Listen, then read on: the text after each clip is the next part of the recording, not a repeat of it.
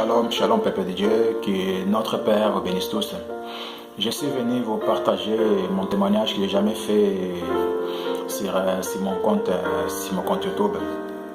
En fait, j'ai un long témoignage, mais je vais être court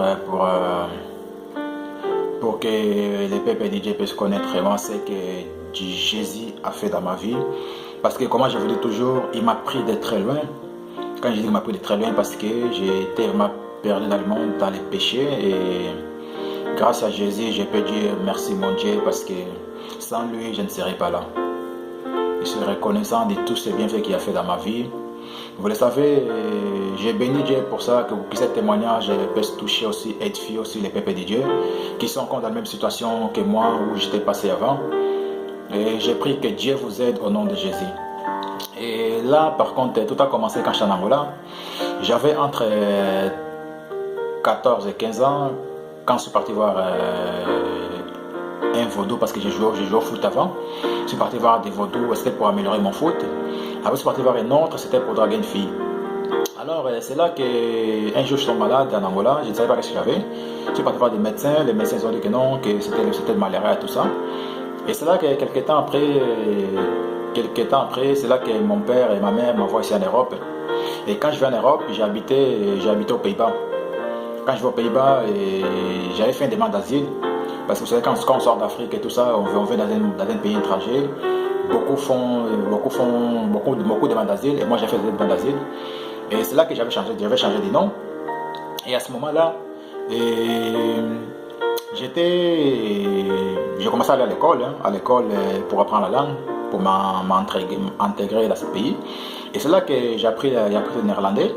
Et à ce moment-là, je tombe dans la drogue, ça veut dire la marijuana, la cocaïne et l'alcool. Et j'ai commencé à aimer beaucoup de filles. Et comment j'étais toujours entouré avec des amis aussi mauvais, parce que vous savez très bien, la Bible nous dit que non, les mauvais amis corrompent toujours des choses. Il faut toujours fuir où il y a ce genre d'amitié. Et c'est à ce moment-là que quand je sors de la drogue, et un jour, je n'avais plus une vie stable. J'ai jamais eu une vie stable dans ma vie. J'ai toujours eu cette vie de gauche à droite, d'avoir des filles de gauche à droite et tout. Mais comme Dieu nous aime toujours, et je me rappelle que une fois, je ne voulais plus vivre en fait cette vie que j'ai menée. Alors je fais quoi? Je sors de chez moi, je vais dans une cabine téléphonique, j'appelle la police, je leur dis qu'il y a quelqu'un qui vole à la banque. Et je donne mon identité, comment j'étais, tout ça. Et après là, je commence à marcher. À cela, les polices viennent m'arrêter.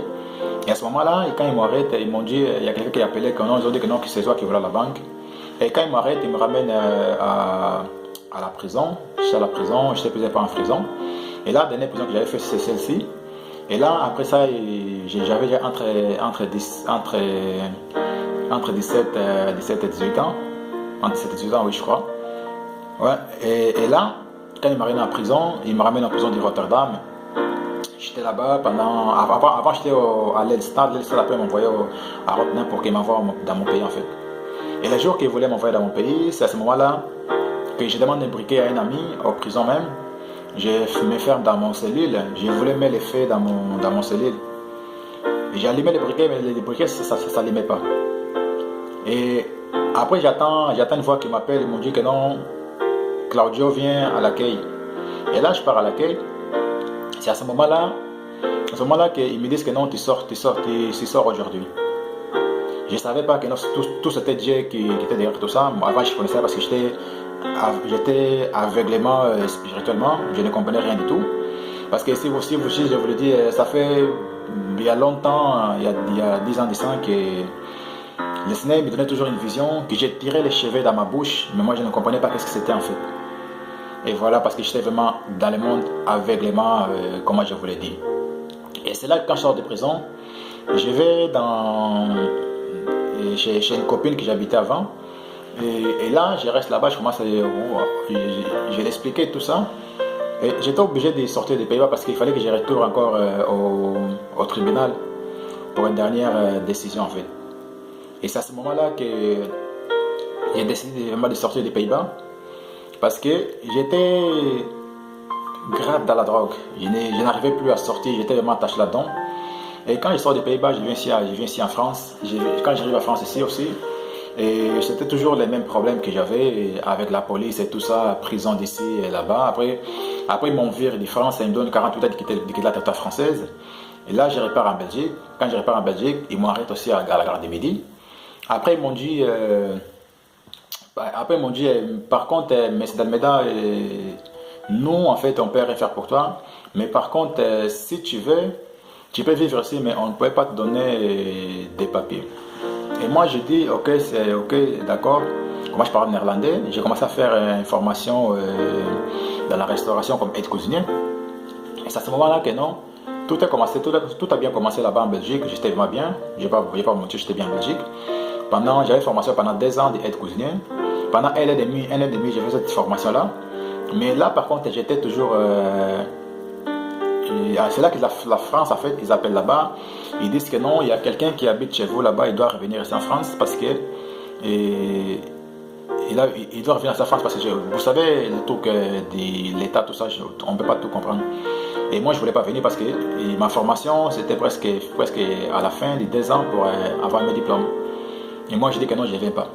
C'est à ce moment-là que non, ils me coupent toutes mes ressources et j'étais obligé de revenir ici en France. Et j'ai commencé encore à aller en boîte, à filmer tout ça, comme je vous l'ai dit. Et c'est à ce moment-là que je n'avais plus d'argent.